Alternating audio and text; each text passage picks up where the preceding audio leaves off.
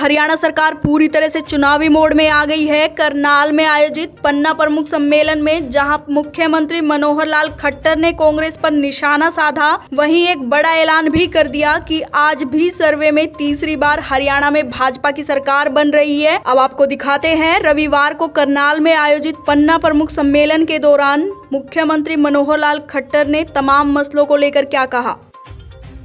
ये जो सम्मेलन हो रहा है सब 90 की 90 विधानसभा में यह क्रम जारी है। और वेदपाल जी मुझे बता रहे थे कि 75वां पन्ना प्रमुख सम्मेलन आज ये हो रहा है हरियाणा।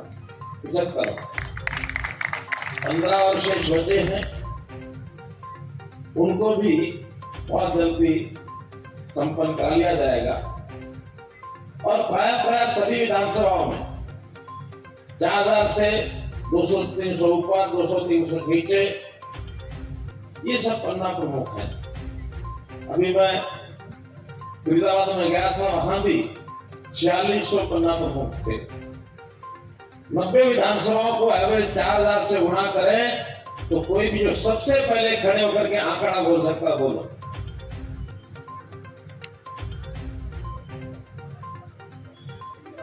चार 4000 पन्ना प्रमुख, 90 विधानसभाएं, सबसे पहले गुणा करके आंकड़ा कोई बोलो। 3,60,000। अब ये 3,60,000 पन्ना प्रमुख, इसके बाद आगे जनता की बारी आएगी। यदि सब पन्ना प्रमुख भी हरियाणा के किसी एक मैदान में इकट्ठा होकर के विचार विमर्श करना चाहें तो शायद सामान्य मैदान तो हरियाणा में कोई है नहीं, जहाँ 3,60,000 लोग इकट्ठे हो जाए। खेतों में बहुत बड़ा मैदान ढूंढना पड़ेगा।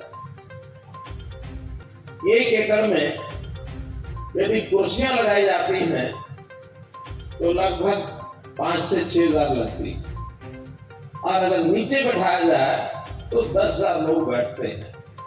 हम नीचे बैठा के भी करें तो 36 एकड़ का खुला मैदान चाहिए, जहां आराम से बिल्कुल सट करके बैठ सकते। 36 एकड़ का, तो ये अपनी ताकत है।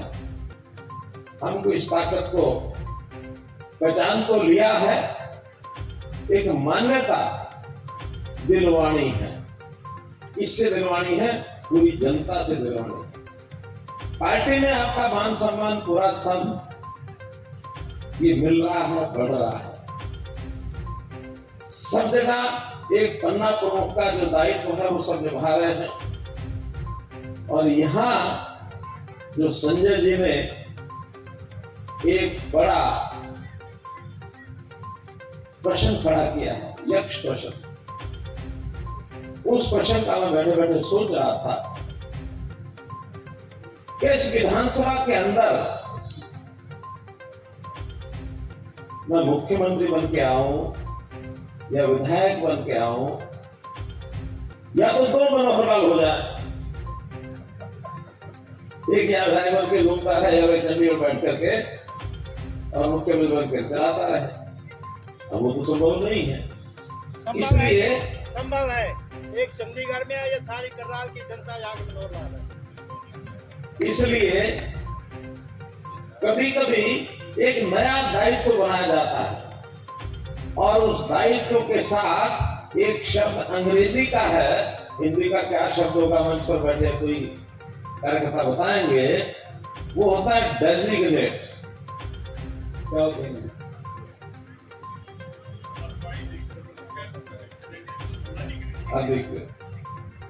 तो मैं आज ये कहूं आपको कि इस करनाल विधानसभा के क्षेत्र में 4,440 ये डेजिग्नेट विधायक होंगे।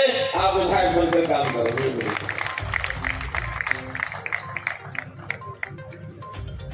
लिखना शुरू करो, कोई दिक्कत नहीं। अमुक नाम नरेश कुमार, नीचे डेजिग्नेट विधायक। डेजिग्नेट किसी को भी किया जा सकता, अपनी पावर किसी को भी दी जा सकती है। तो मेरी सारी विधायक के नाते की जो जिम्मेवारियां हैं या अधिकार हैं या काम करने का जो पद्धति है, वो सारी आपको सौंपी। आप जो कहेंगे अपने क्षेत्र के बारे में वो काम पूरा करने का अब जो पूरा करने की जिम्मेदारी मेरी आएगी मुख्यमंत्री के नाते, क्योंकि सभी विधायक मुख्यमंत्री के पास जाते हैं, चाहे वो रामपुर हो चाहे अन्य कल्याण हो जाए, तो उसमें से आप में से कोई भी मिलेगा, कहीं भी मिलेगा जो काम आप बताएंगे वो करना शुरू करें। वैसे तो एक नई परंपरा हरियाणा में शुरू की है, परंपरा बहुत शुरू की है। संजय जी जैसे बता रहे थे, ऐसी ऐसी किए जो कोई सोच नहीं सकते थे उस काल में, कांग्रेस के काल में। जब उनको कोई काम करना होता था, फोन करते थे अपने लोगों को कि ये काम हमने करना है, हमने बन बनाया, इसको करेंगे। शायद जनता को पता भी नहीं होता था या उनके पार्टी लोगों को पता भी नहीं होता था, लेकिन इस काम की डिमांड लेकर के 10-20 लोग आओ, आकर के मांग पत्र सौंपो, एक फोटो छपेगा, हम फिर उस काम को कर देंगे ताकि ये लगे कि हाँ कांग्रेस के लोगों ने मांग की थी और इसलिए वो काम कर दिया। लेकिन ऐसे कितने काम होते थे, हजारों कामों की आवश्यकता होती थी, 2, 4, 5 काम का बरामद करते। अब ये सब सिस्टम उससे शुरू किए, 100 से ज्यादा आज पोर्टल हमारे बने हैं कि व्यक्ति घर बैठे अपनी बात को हमारे तक भेज सकता है। आज वो भीड़ नहीं है। ठीक मुझे याद है पिछले टर्म में 2019 में जब चुनाव आए तो कांग्रेस के लोगों ने कहा इनकी लोकप्रियता खत्म हो गई है, क्योंकि हमको तो मुख्यमंत्री का घर खाली दिखता है, इनके ऑफिस खाली दिखते हैं। वो उसको हमारा कमी बता रहे हैं, हम उसको अपनी ताकत बता रहे हैं कि लोगों को सुविधा होगी, घर बैठे सारे काम हो रहे हैं। इंटरनली सब अपने सर्वे करा रहे हैं, हम भी करा रहे हैं, कांग्रेस पार्टी भी करा रही है, सरकारी भी चल रहे हैं, पार्टी के भी चल रहे हैं, केंद्र के भी चल रहे हैं, सीआईडी के भी चल रहे हैं, मीडिया के भी चल रहे हैं, सब लोग अपने सर्वे करा रहे हैं। लेकिन उन सर्वे पूरे विपक्षी लोगों ने शोर करने भी नहीं शुरू किया, वरना शोर बहुत कर देते हैं। आज भी सर्वे में भारतीय जनता पार्टी पहले की अपेक्षा ज्यादा सीटों पर आ रही है, ज्यादा वोट लेकर के आ रही है। तो लोग कहेंगे कि वातावरण बढ़ाने के लिए कह रहे हैं, लेकिन जितने सर्वे लोग करा रहे हैं, मुझे मालूम है 6-7 सर्वे तो मुझे मालूम है, मुझे लोग करा रहे हैं, सब आकर के कान में फूंक मार के जाते हैं। यदि हरियाणा में आकर दोबारा से बीजेपी आई, कहने लग गए 3 महीने पहले, 4 महीने पहले बहुत लोगों को चढ़ गया था कि नहीं बदल होगा। अब 4 महीने में लोग ठंडे हो गए। क्यों ठंडे हुए हैं? हमने भी अपनी थोड़ी स्ट्रेटजी बदली। जो समय हमारा सरकार में बैठ के चंडीगढ़ ज्यादा लगता था, मैंने हर विधानसभा में जाना शुरू किया है और विधानसभा में जन संवाद के कार्यक्रम शुरू किए। करनाल को तो वार्ड के अनुसार किए, लगभग इधर 20 कार्यक्रम हो गए। 20 कार्यक्रम करनाल विधानसभा के आप सब लोग इसमें आए हैं। एक एक व्यक्ति, आम आदमी, उससे हम पूछते हैं भैया बोलो क्या तकलीफ है, हमने अच्छा क्या किया है। हमारे जितने नए इनिशिएटिव हैं, चाहे वो परिवार पहचान पत्र का है, चाहे वो नौकरियों का है, चाहे आयुष्मान का है, चाहे अपने आप ओल्ड एज पेंशन बनने की बात है, चाहे राशन कार्ड बनने की बात है, सबके ऊपर मोहर लगाई है। लगभग 1 लाख बुजुर्ग ऐसे हैं जिन्होंने कभी अप्लाई ही नहीं किया ओल्ड एज पेंशन के लिए। आयु उनकी 60 से ऊपर हो गई, या तो लापरवाही की, या उनको लगा कि कौन बना के देगा हमको ओल्ड एज पेंशन। उनकी इतनी अप्रोच नहीं है, वो कहीं जाकर के किसी नेता के पास भी नहीं जाते हैं, या पहले कभी गए होंगे तो निराश हो गए। क्योंकि हमारे यहाँ भी प्रोएक्टिव होकर के काम उस समय नहीं था, कोई चक्कर कटते थे, दफ्तर का चक्कर, दरखास्त देना, दस्तावेज बनना, ये सारे तय काम करते थे। लेकिन सामने वाला व्यक्ति दम घुट करके घर बैठ जाता था। अब हमने कहा कि आने की जरूरत नहीं है, जो 60 साल का हो जाएगा उसके घर में सरकारी कर्मचारी जाएगा, एक पेपर पर साइन कराएगा, 1 महीने के बाद उसकी पेंशन आएगी। 1 लाख लोगों को पेंशन आ चुकी है। अब ये सारी बातें कई बार खुल के होती नहीं है, इसलिए मैं खुल करके आज आपके सामने बता रहा हूं कि अब अगला समय 9 वर्ष का हमारा शासनकाल पूरा हुआ। केंद्र का तो लगभग 9.5 से ऊपर ही चला गया, 10 होने वाले हैं, हमारे भी 9। आने वाले 26 अक्टूबर को 9 वर्ष पूरे हो जाएंगे दोनों कार्यकाल के अपने। आज इसकी 7 तारीख 8 तारीख हुई, आज 7-8 हो गई। इस नाते से सिर्फ 18 दिन के बाद हम अपने 9 साल पूरे करने जा रहे हैं। एडवांस में बता रहा हूँ, शायद कोई रैली अगर करनी पड़ गई, हो सकता है एक बड़ा कार्यक्रम हम किसी न किसी जगह करने की योजना बन जाए, तो बड़े नेता आ जाए और उसमें करनाल भी एक स्थान हो सकता है। अब इस 9 साल के कार्यकाल को हमने पूरा किया। दोनों जगह अगले चुनाव आ रहे हैं, विधानसभा के भी, लोकसभा के भी। पहले लोकसभा आएगा, फिर विधानसभा आएगा। इससे पहले पड़ोसी प्रदेश में, राजस्थान में भी आने वाला। हमारे में से बहुत से लोग राजस्थान में जिनकी ड्यूटी लगी वो गए हैं, और भी जिनकी ड्यूटी लगेगी वो जाएंगे, क्योंकि असर होता है, पड़ोस का भी होता है। और मुझे लगता है कि इस बार राजस्थान में भारतीय जनता पार्टी की सरकार बनेगी, जरूर बनेगी। उसका प्रभाव अपने लोकसभा चुनाव पर निश्चित रूप से 10 की 10 लोकसभा सीटें भारतीय जनता पार्टी अवश्य जीतेगी हरियाणा में दोबारा से, ये तो मैं गारंटी से कह सकता हूं। इसके बाद विधानसभा की तैयारी, उस तैयारी में अभी से हमें लगना है।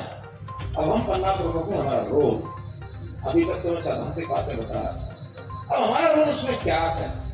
निश्चित रोल है, बहुत सीमित सा रोल है, लेकिन बड़ा रोल है। वो ये है कि पूरे देश में 130 करोड़ की आबादी है। उस आबादी के अगर 60 वोटर भी, क्योंकि वोटर है वो आबादी है, तो मैं 100 आबादी पर भी लगा लूं कि अगर एक पन्ना है 100 आबादी पर, तो 1 करोड़ 30 लाख पन्ना प्रमुख सारे देश में गए। 1 करोड़ 30 लाख, जिसमें 20,000 हमारे हरियाणा में, जिसमें 4,441 मेरे समेत विधानसभा में बैठे। तो हमारे सामने जो पन्ना है, उस पन्ने पर 60 वोटर हैं, लगभग 15 परिवार। हमारे लिए हमारा देश चुनाव के नाते ये 15 परिवार, हमारा प्रदेश ये 15 परिवार है, हमारी लोकसभा ये हमारे 15 परिवार है, हमारी विधानसभा ये हमारे 15 परिवार है। हम अपने लिए इन 15 परिवारों को ओन कर ले, ये हमारे हैं, और मैं इस 15 परिवारों की पूरी जिम्मेदारी अपने ऊपर लेता हूं। ये पन्ना प्रमुख का काम, इससे ज्यादा नहीं। लेकिन महत्वपूर्ण इसलिए है कि इन 60 वोटर में से जब हम मिलेंगे, हमको पता लगेगा कौन कहां खड़ा है। इनमें से सब पिछली बार कहां खड़े थे, विधानसभा में कहां खड़े थे, लोकसभा में कहां खड़े थे। जो अपने साथ खड़े हैं उनको तो अपने साथ रखना ही बरकरार। उसके लिए सारी प्रोसेस पूरी मैं बताऊंगा, तो आपको ध्यान में आ जाएगी, वो तो सामने वाले से बात करेंगे, ध्यान में आएगी। और जो अपने साथ नहीं खड़े थे उनको अपने साथ कैसे लाना, ये भी अपने को करना होगा। अब आम आदमी को क्या चाहिए? दोनों प्रकार की बातें। क्या मेरे घर की ये समस्या या मेरे गली मोहल्ले की ये समस्या? सार्वजनिक काम है, व्यक्तिगत काम है। व्यक्तिगत काम हमने बहुत किए हैं, गरीब के किए हैं ऑटोमेटिकली। अमीर आदमी या मध्यम वर्गीय जो समस्या को लेके आया है उसका काम हुआ है प्रोएक्टिव। मैं आपको फिर बता रहा हूँ, हमने 1,80,000 से नीचे या आयुष्मान के जो 1500 रुपए लेकर के 8 लाख परिवार, ये 3 लाख रुपए तक ये हम अपने आप कर रहे हैं। वो नहीं भी हमारे पास आएगा तब भी उसके घर में उसका बालक स्कूल में पढ़ता है कि नहीं पढ़ता है, नहीं पढ़ता तो उसको बुला के स्कूल में पढ़ाएंगे। ये जिम्मेदारी भी हमने ले ली है, कोई ड्रॉप आउट नहीं रहेगा।